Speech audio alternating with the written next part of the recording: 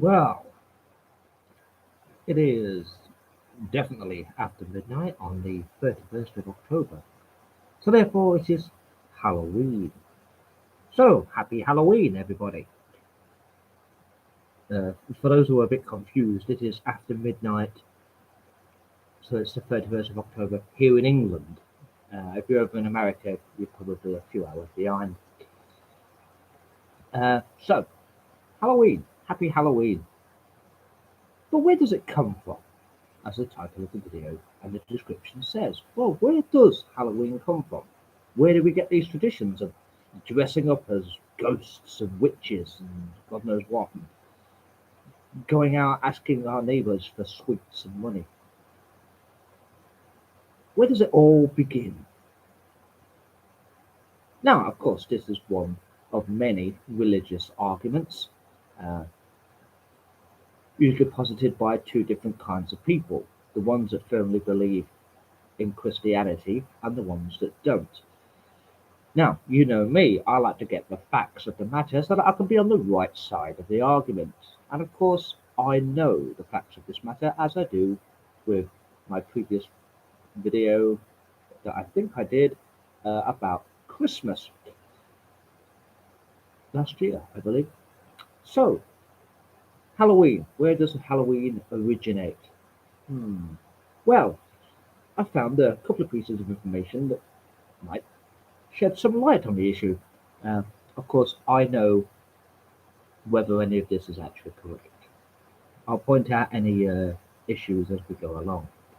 So we'll start with Wikipedia, of course, because Wikipedia, it's a factual website. It's supposed to tell you the facts, which is interesting since a factual website like Wikipedia has a page entirely dedicated to Jesus.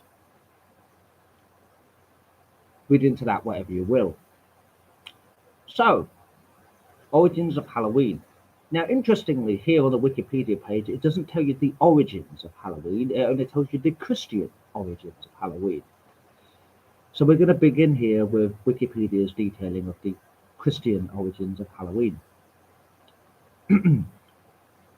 Halloween is thought to have influences from Christian beliefs and practices. The English word Halloween comes from All Hallows Eve, being the evening before the Christian holy day of All Hallows Day, and the following day All Souls Day. Since the time of the early church, major feasts in Christianity, such as Christmas, Easter, and Pentecost, had vigils that began the night before, as did the Feast of All Hallows.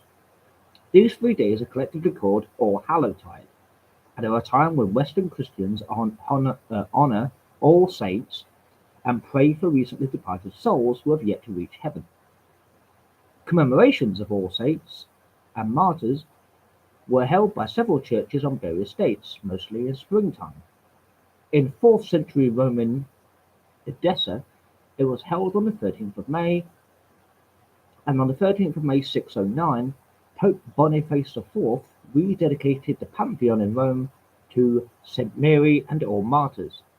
This was the date of Liberia, an ancient Roman festival of the dead. In the 8th century, Pope Gregory III, 731 to 741, he was only Pope for 10 years, founded an oratory in St. Peter's for the relics of the holy apostles and of all saints, martyrs, and confessors. Some sources say it was dedicated on the 1st of November, while others says it was on Palm Sunday in April 732.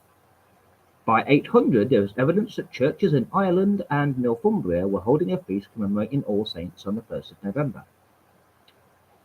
Alcuin of Northumbria, a member of Charlemagne's court, may then have introduced this 1st of November date in the Frankish Empire.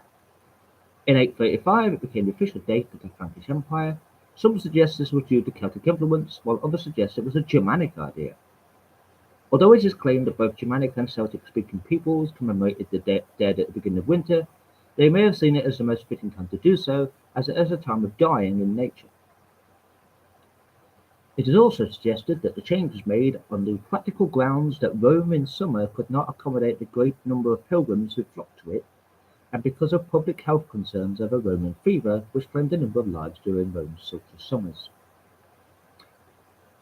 By the end of the 12th century, the celebration had become known as the Holy Days of Obligation in Western Christianity and involved such traditions as ringing church bells for souls in purgatory.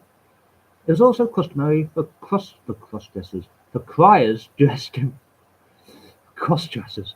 It was also customary for criers dressed in black to parade the streets, ringing a bell of mournful sound and calling on all good Christians to remember the poor souls.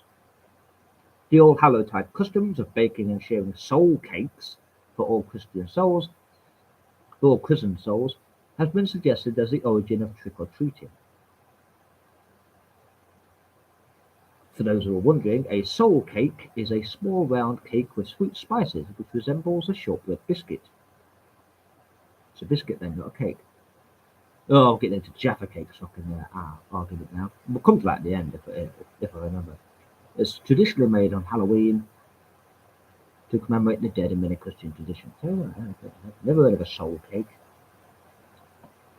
So there's the Christian origins. It does mention here that there may be Gaelic folk influence. This is still on Wikipedia. Today's Halloween custom, speak English now. Today's Halloween customs are thought to have been influenced by folk customs and beliefs from the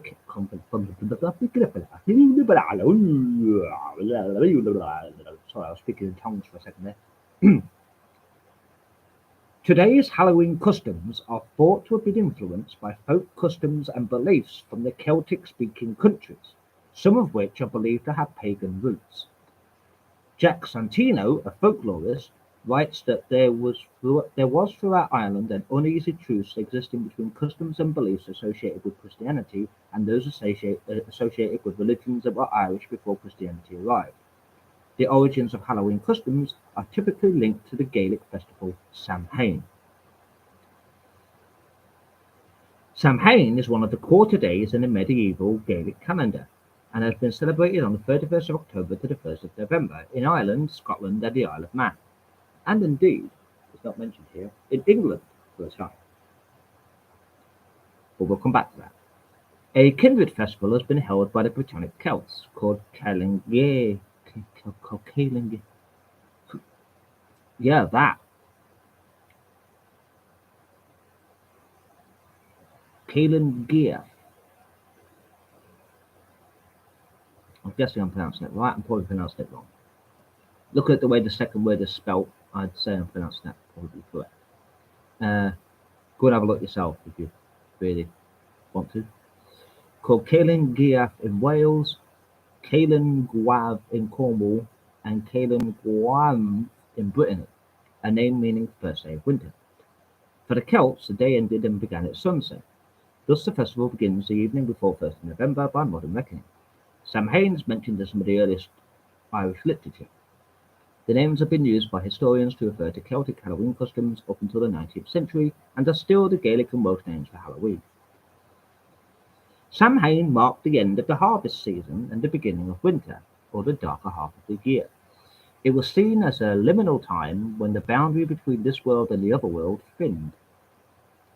This means that the ALC, the spirits or fairies, could more easily come into this world and were particularly active. Most scholars see them as degraded versions of ancient gods, whose power remained active in the people's minds even after they had been officially replaced by later religious beliefs. They were both respected and feared, with individuals often invoking the protection of God when approaching their dwellings. As at Samhain, the ALC were appeased to ensure that people and livestock survived the winter. Offerings of food and drink, or portions of the crop, were left outside for them. The souls of the dead were also said to revisit their homes, seeking hospitality. Places were set at the dinner table and by the fire to welcome them. The belief that the souls of the dead return home on one night of the year and must be appeased seems to have ancient origins and is found in many cultures. In 19th century Ireland, candles would be lit and prayers formally offered to the souls of the dead. After this, the eating, drinking, and games would begin.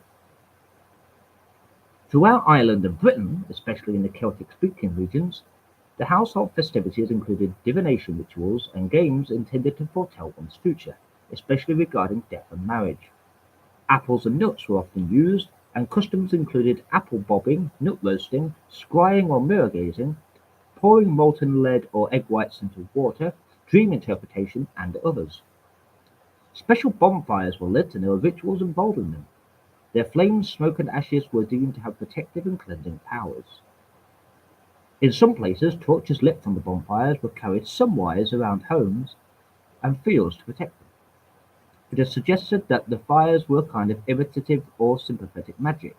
They mimicked the sun and held back the decay of darkness in winter. They were also used for divination and to ward off evil spirits. In Scotland, these bonfires and divination games were banned by the church elders in some parishes. In Wales, bonfires were also lit to prevent the souls of the dead from falling to earth. Later, these bonfires kept away the devil. So, yeah. And for those of you that think Halloween started in America, because of course every American believes that everything that Americans do started in America, Leslie Bannatyne and Cindy Ott write that Anglican colonists in the southern United States and Catholic colonists in Maryland recognized All Hallows Eve in their church calendars. Although the Puritans of New England strongly opposed the holidays, along with other traditional celebrations of this stuff, including Christmas. Almanacs of the late 18th and early 19th century give no indication that Halloween was widely celebrated in North America. It was not until after mass Irish and Scottish immigration in the 19th century that Halloween became a major holiday in America. Most American Halloween traditions were inherited from the Irish and Scots. Though in Cajun areas, a nocturnal mass was said in cemeteries on Halloween night. Candles that had been blessed were placed on graves, and families sometimes spent the entire night at the graveside. Originally confined to these immigrant communities, it was gradually assimilated into mainstream society and was celebrated coast to coast by people of all social, racial, and religious backgrounds in the early 20th century. Then, through American influence, these Halloween traditions spread to many other countries by the late 20th and early 21st century, including to mainland Europe and some parts of the Far East. So there you go, Americans, you didn't invent Halloween. So, different webpage. What is the history of Halloween? Halloween's origins date back to the ancient Celtic festival of Samhain, pronounced Samhain. How you pronounce Samhain, Samhain, I have no idea. The Celts, who lived 2,000 years ago, mostly in the area that is now Ireland, the United Kingdom, and northern France, celebrated their new year on November the 1st. This day marked the end of summer and the harvest and the beginning of the dark, cold winter, a time of year that was often associated with human death. Celts believed that on the night before the new year, the boundary between the worlds of the living and the dead became blurred. On the night of October 31st, they celebrated Samhain, when it was believed that the ghosts of the dead returned to the earth. In addition to causing trouble and damaging crops, Celts thought that the presence of the otherworldly spirits made it easier for the Druids, or Celtic priests, to make predictions about the future. For a people entirely dependent on the volatile natural world, these prophecies were an important source of comfort during the long dark winters. To commemorate the event, Druids built huge sacred bonfires where people gathered to burn crops and animals as sacrifices to the Celtic deities, however you want to pronounce it. During the celebration, the Celts wore costumes, typically consisting of animal heads and skins, and attempted to tell each other's fortunes. When the celebration was over, they relit their hearth fires, which they had extinguished earlier that evening, from the sacred bonfire to help protect them during the coming winter. Special note, did you know 1/4 of all candy sold annually in America is purchased for Halloween? By AD 43, the Roman Empire had conquered the majority of Celtic territory. In the course of the 400 years that they ruled the Celtic lands, two festivals of Roman origin were combined with the traditional Celtic celebration of Samhain. Samhain, I don't know whether it's so or sow. The first was Feralia, a day in late October when the Romans traditionally commemorated the passing of the dead. The second was a day to honor Pomona, the Roman goddess of fruit and trees. The symbol of Pomona is the apple. and the incorporation of this celebration into Samhain probably explains the tradition of bobbing for apples that is practiced today on Halloween. On March the 13th, 609, Pope Boniface IV dedicated the Pantheon in Rome in honour of all Christian martyrs, and the Catholic feast of All Martyrs' Day was established in the Western Church. We read that on the Wikipedia. The celebration of Halloween was extremely limited in colonial New England. Now that's going to confuse a lot of people. What the hell is New England? New England was the original name for America, because of the rigid Protestant belief system there. Halloween was more commonly recognized in Maryland than the southern colonies. As the beliefs and customs of different European ethnic groups and American Indian meshed, American Indians, I'm surprised it doesn't say Native Americans. As the beliefs and customs of different European ethnic groups and American Indians meshed, a distinctly American version of Halloween began to emerge. The first celebrations included play parties, which were public events held to celebrate the harvest. Neighbors would share stories of the dead, tell each other's fortunes, dance, and sing. Colonial Halloween festivities also featured the telling of ghost stories and mischief-making of all kinds. By the middle of the 19th century, annual autumn festivities were common, but Halloween was not yet celebrated everywhere in the country. In the second half of the 19th century, America was flooded with new immigrants. These new immigrants, especially the millions of Irish fleeing the Irish potato famine, helped to popularize the celebration of Halloween nationally.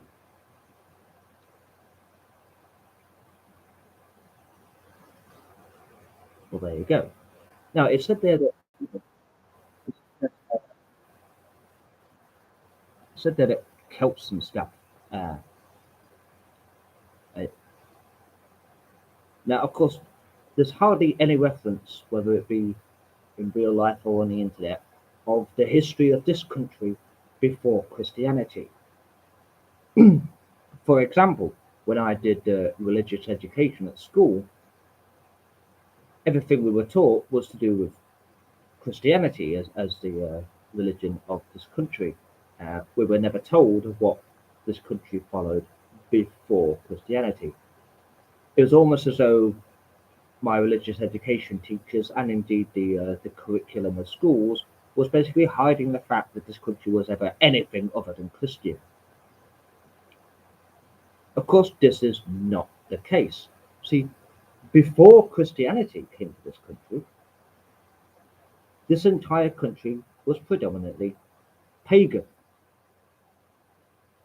There was a small collection of people within this country that were Christian, but it was predominantly pagan, with a small amount of Norse,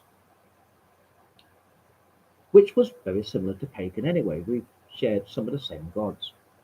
We just gave them different names. Odin being one of the main ones.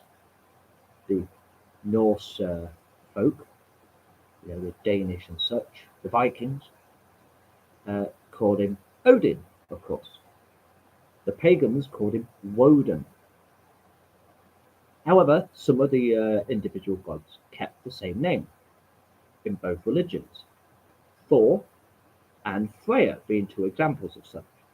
In fact, 3 days of the week that we have 52 times a year are named after pagan gods. Stitch that, Christianity. Christianity may think it has control of everything. It's took over all the pagan festivals and everything like that. But hey, you can't get rid of the fact that 3 of the days of the week are named after pagan gods. So, moving on. This country was pagan before it was Christian. The people living in Cornwall were Christian, and Christianity was spread throughout England before it even became known as England, when it was 4 separate places and Cornwall. So that's 5 separate places, but you just ignore Cornwall. When it was Northumbria, Mercia, Wessex, and East Anglia. That was like 4 different places ruled by 4 different people. And a person came along called Alfred the Great, one of the only people in English history actually called Alfred the Great. I don't know what was so great about him. And he came up with the idea of uniting the country to become a country, which he wanted to call England. So like England, but with an extra la in the middle. Which would translate into the land of the Angles, the English. Now, during his actual lifetime, he failed to do this. But what he wanted to do was unite the country and unite it under one religion, in particular Christianity, since he was a Christian. He was one of the only Christians in those 4 areas. There weren't many Christians in those 4 areas. And he used to regularly visit the people of Cornwall because they were devout Christian. And he wanted to unite the country and unite the country under one religion, that being Christianity. During his lifetime, he failed. But his kids and his nephews and nieces and his grandchildren and stuff like that succeeded where he had failed. And thus, this country became called England and is mainly a Christian country. Yes, Americans, this country is called England. There is no such country as the United Kingdom. The United Kingdom is a collection of countries, as is Great Britain. The difference between the United Kingdom and Great Britain being Northern Ireland. But that's besides the point. So going back to Halloween, because I went off on a bit of a tangent there. Borrowing from European traditions, in particular continental Europe, right? Not us. We're not European, by the way. We're an island, right? Europe is a continent. We are an island. Saying we are part of Europe is like saying Cuba is part of North America. Borrowing from European traditions, Americans began to dress up in costumes and go house to house asking for food or money, a practice that eventually became today's trick-or-treat tradition. Young women believed that on Halloween they could divine the name or appearance of their future husband by doing tricks with yarn, apple parings, or mirrors. In the late 1800s, there was a move in America to mold Halloween into a holiday more about community and neighborly get-togethers than about ghost pranks and witchcraft. At the turn of the century, Halloween parties for both children and adults became the most common way to celebrate the day. Parties focused on games, foods of the season, and festive costumes. Festive costumes. So I'm glad it says that. Festive costumes. On Halloween, you dress in Halloween costumes. What is it with Americans dressing their little girls up as princesses on Halloween? And what is it with people in America and here in England allowing their little boys to go out on Halloween dressed as fucking Spider-Man? Zombies, vampires, witches, ghosts, things like that. That's what you dress up as on Halloween. You don't dress up as Spider-Man. You don't dress up as a princess, unless you're the bride of Frankenstein.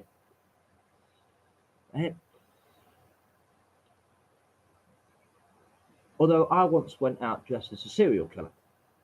I was just dressed normally, right? And someone said to me, well, what are you dressed as then? I said, I'm dressed as a serial killer. He goes, well, you dress normally. I said, yeah, well, I said, serial killers not going to dress up in some specific way, are they? I just couldn't be asked to dress up that year. And I just thought that was a good excuse. Parents were encouraged by newspapers and community leaders to take anything frightening or grotesque out of Halloween celebrations. This is in America. Americans are thick. The whole thing to do with Halloween is meant to be to do with get rid of scary stuff. So taking out the frightening things stops it being Halloween. Because of these efforts, Halloween lost most of its superstitious and religious overtones by the beginning of the 20th century in America. By the 1920s and 1930s, Halloween had become a secular but community-centered holiday, with parades and town-wide as the featured entertainment. By the 1920s and 1930s, Halloween had become a secular holiday. Halloween was already a secular holiday, but okay, fair enough. Actually, it was a pagan holiday, but as we already know. By the 1950s, town leaders had successfully limited vandalism, and Halloween had evolved into a holiday directed mainly at the young. Due to the high numbers of young children during the 1950s baby boom, parties moved from town civic centres into the classroom or home, where they could be more easily accommodated. Between 1920 and 1950, the centuries-old practice of trick-or-treating was also revived. Centuries old. Trick-or-treating was a relatively inexpensive way for an entire community to share Halloween celebration. In theory, families could also prevent tricks being played on them by providing their neighborhood children with small treats. Hence the term trick or treat. Thus, a new American tradition was born and has continued to grow. Today, Americans spend more than $11 billion annually on Halloween, making it the country's second largest commercial holiday after Christmas. $11 billion a year. Jesus! It may not have existed. Speaking of commercial success, scary Halloween movies have a long history of being box office hits. Classic Halloween movies include the Halloween franchise, based on the 1978 original film directed by John Carpenter. Some would say that the Halloween series has been ruined in recent years.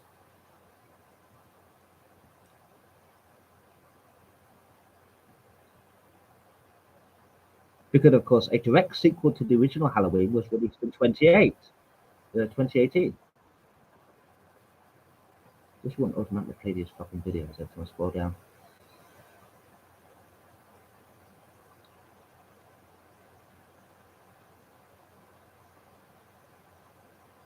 Considered a classic horror film down to its spooky soundtrack, Halloween inspired other iconic slasher films like Scream, Nightmare on Elm Street, and Friday the 13th. I don't think you can put all three of them in the same category. I really don't. Well, four of them rather. Okay, Halloween, yeah, especially the early ones. Nightmare on Elm Street, yeah, the first one at least.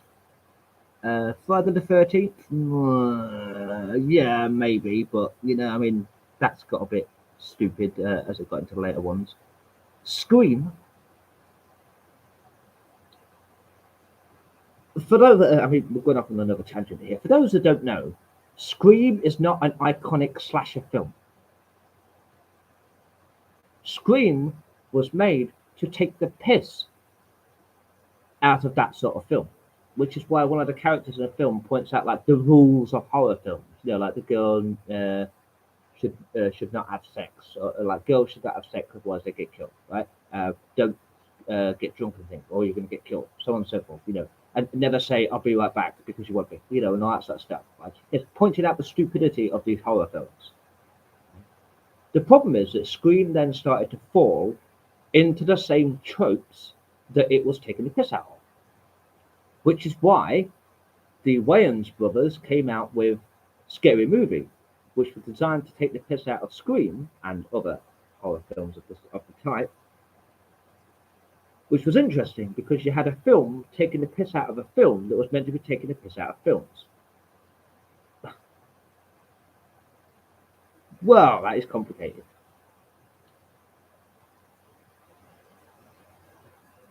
More family-friendly Halloween movies include Hocus Pocus, The Nightmare Before Christmas, and Beetlejuice. Okay.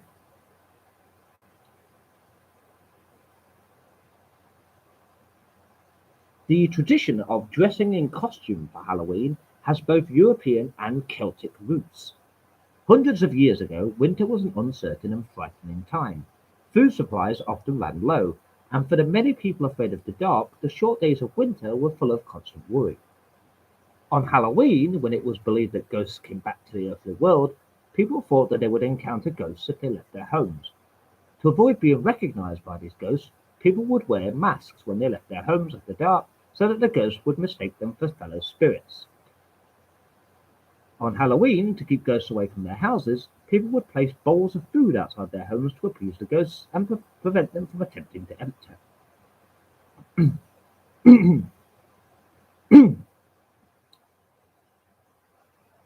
Halloween has always been a holiday filled with mystery, magic, and superstition. It began as a Celtic end of summer festival during which people felt especially close to deceased relatives and friends. For these friendly spirits, they set places at the dinner table, left treats on doorsteps and along the side of the road, and lit candles to help loved ones find their way back to the spirit world. How a candle helps them find their way back, rather than not a clue. Today's Halloween ghosts are often depicted as more fearsome and malevolent, and their customs and superstitions are scarier too. We avoid crossing paths with black cats, afraid that they might bring us bad luck.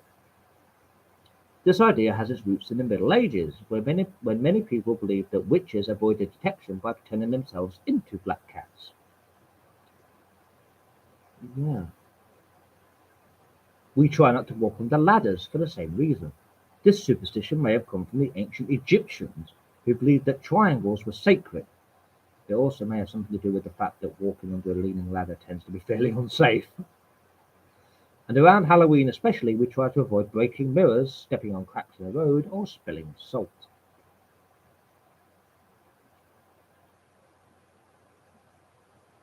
So, there you go, a complete history of Halloween. So, what have we learned? Well, we have learned that Halloween, while adopted by Christianity, was indeed a pagan festival, usually celebrated by the Celts. I say celebrated, that's a wrong choice of words. Although in some cases, I suppose you could use the term celebration to describe it, but it was more of a fearful ritual. So that's another old pagan festival that has been stolen by Christianity. How many more do they want to steal? I mean, they stole practically everyone they could. Christmas, Halloween, Easter. Do you know why Easter is called Easter? You know, because they don't explain this in Christianity. You know, they tell you what Easter is, but they don't tell you why it's called Easter. Do you know why it's called Easter? Because it was a pagan festival dedicated to the worship of the goddess Easter, spelt Eostre. Easter, one of the pagan gods. Now, a Christian won't tell you why it's called Easter.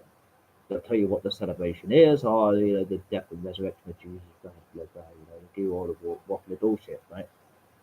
But they don't tell you why it's called Easter. I've asked many Christian religious leaders, why it's called Easter. Like what is Easter? And they tell me, the whole Jesus thing. Yeah, but why is it called Easter? It was not called, I don't know, resurrection or something like that. Yeah. And they won't answer it. That's either because they don't know, or because they do know and they don't want to admit that it's actually a pagan festival dedicated to a pagan god. But yeah. So, hope you've all got your pumpkins carved. Hope you're all ready to dress up in your ghost and Frankenstein and vampire and witch costumes. And hope you're ready for a night of taking the kids around trying to get money and sweets off your neighbours. Something I missed doing when I was a kid.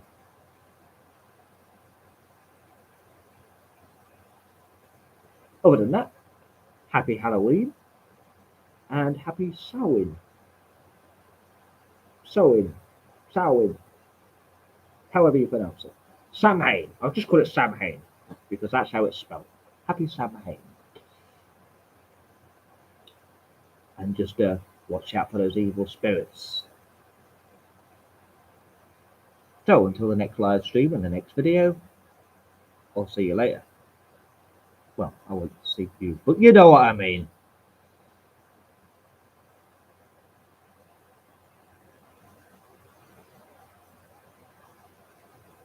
Boo! Ah, scared the shit out of you, didn't it?